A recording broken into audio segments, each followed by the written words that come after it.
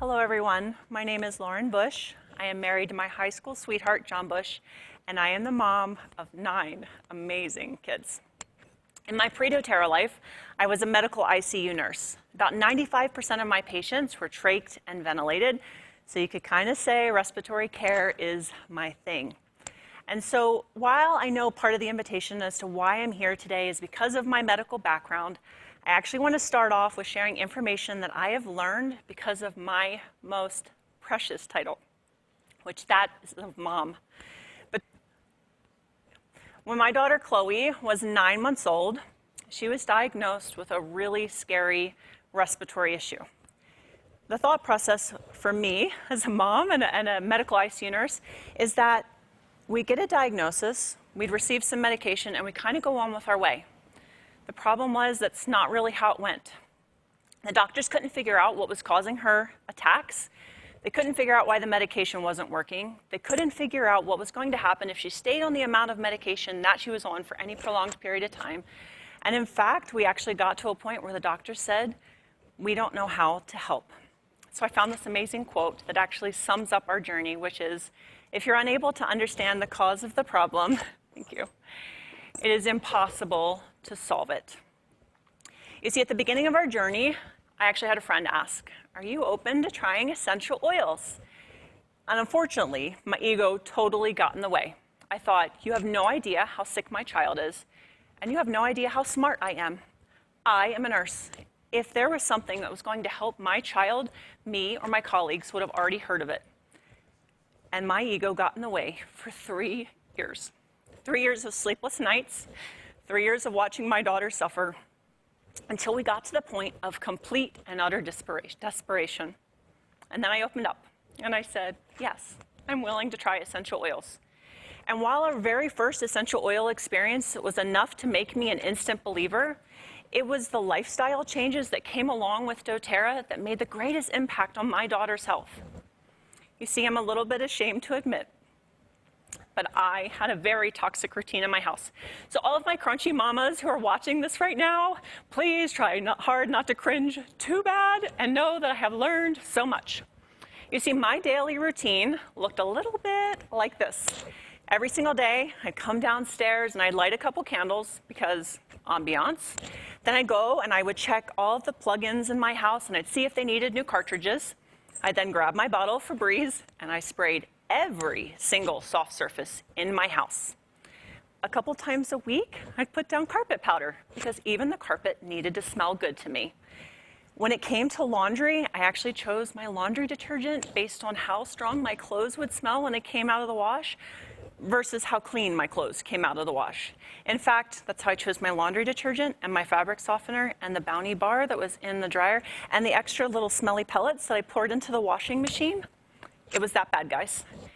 But the piece that I thought I had figured out the greatest hack as a mom was when I went around and I changed my kids' sheets once a week, I would take a bottle of baby powder and I would sprinkle it all over the mattress, and then I'd put the clean sheets on, and then I'd pat the bed so a little powder came through because I love the way that my kids would smell when they woke up in the morning.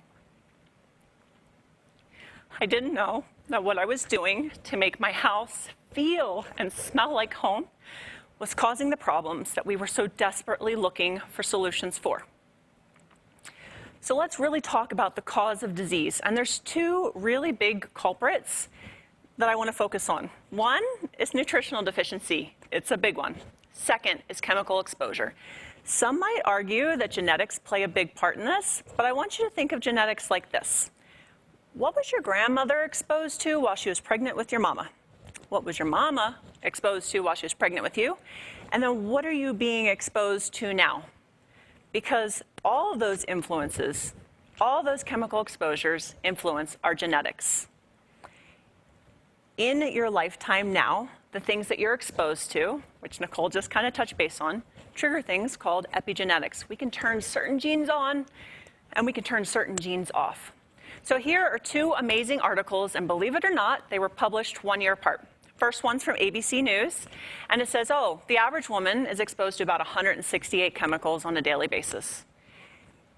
Huffington Post did the same article 1 year later. the average woman is now exposed to 515 synthetic chemicals. And what's more dramatic to me than the increase of chemical exposures, it's that last part of the title, without knowing. So what the heck is the problem? How do we not know what we're putting on our body? And this is the problem. As consumers, we think, oh, it's on the shelf, it's been tested, it has to be safe. No one would sell something that's not good for my health, right? That would be incorrect. In fact, if we looked at the cosmetic industry alone, which is something we place on our skin on the daily, right? There's over 10,000 chemicals that go into formulation. Now, there's some really amazing countries that have gotten together and they're looking at the chemicals and what they do, and they've banned about 1,400 of them. Unfortunately, the United States is not among them. The FDA has only banned 11. So now I want to put my practitioner's hat back on, and I want you to see what the health impacts are from these chemical exposures. So first, I have to address hormonal health. You know, I think this is that topic that we have the greatest awareness of, but definitely the least amount of respect for, because we write it off as a mood issue, which is why this e-card was so easy to find, right? I don't think you understand how these hormones work. You're going to make me do something that'll end up on the news. Guys, our hormones control so much more than that, right? It's our growth, it's our development, it's our metabolism. Did you know type 2 diabetes is a hormone imbalance? Sexual function, reproduction. Most of us have probably also seen this picture of the cell right here in some of Dr. Hill's amazing presentations as he talked about the power of phytoestrogens. But I want you to focus on the little red dots, the xenoestrogens. And I want you to understand that xenoestrogens is really an umbrella term. It's all the chemicals that either mimic estrogen or have a major influence on our estrogen levels. This is affecting our unborn babies, causing birth defects. It's affecting our teens, causing a mental health epidemic. And yes, this is a men's health issue as well. Men, when you compare the data, a 50-year-old man today has the same testosterone level as a 70-year-old man in the 1950s. So you're not being spared.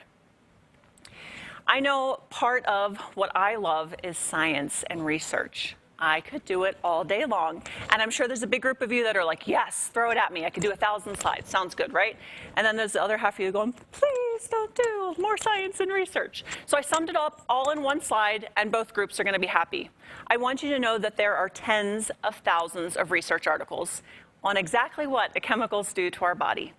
Chemical exposure has been linked to rising rates in cancers, asthma, autism, anxiety, depression, infertility, birth defects, obesity, insulin resistance, and other health issues. Many of these chemicals have never been tested for safety. Plus, they accumulate in the body and they interact in potentially harmful ways. Our babies are being born with hundreds of chemicals already accumulated in the body, and they still face a lifetime of exposures. So how do we help? Well, first of all, you can't avoid them all. These chemicals are in our carpeting, our vinyl flooring, the coating on wires and cables, shower curtains, raincoats, plastic toys, your car steering wheel, the dashboard, the gear shift, your medical devices, and our food and water. Our bodies, like my son, are literally screaming for help. It has become vital that we eliminate as much as possible. Our home care and our personal care are completely under our control. Plus, doTERRA has us covered. We have amazing products that cover almost every aspect of our personal care and cleaning our homes. And if doTERRA doesn't have it, there are some amazing clean companies out there that might also have it, or learn to DIY. Now, I know there are some wellness advocates right now that just rolled their eyes when they heard DIY. So I'd like to remind you, I have 9 children, I homeschool, and I run a doTERRA business. I can do all my DIYs in about 3 ingredients or less, one of them being an essential oil, in an upcycled pickle jar. You have the time and you have the resources. Before we reduced our toxic load, our essential oil experiences were powerful. But since we have eliminated the toxic sludge from our homes, our essential oils experiences have become profound. I like my products like I like my people, non-toxic. It is our job as consumers to know what we are purchasing. Most people have no idea that they are causing the very health issues that they are looking for solutions for. I almost lost my daughter because I just didn't know. Making a commitment to understanding the health impacts of the products we use, to terrorizing our homes, and teaching others to do the same is going to amplify your impact, bring life back into your business, and make deeper connections with your friends and family. We can do this, guys.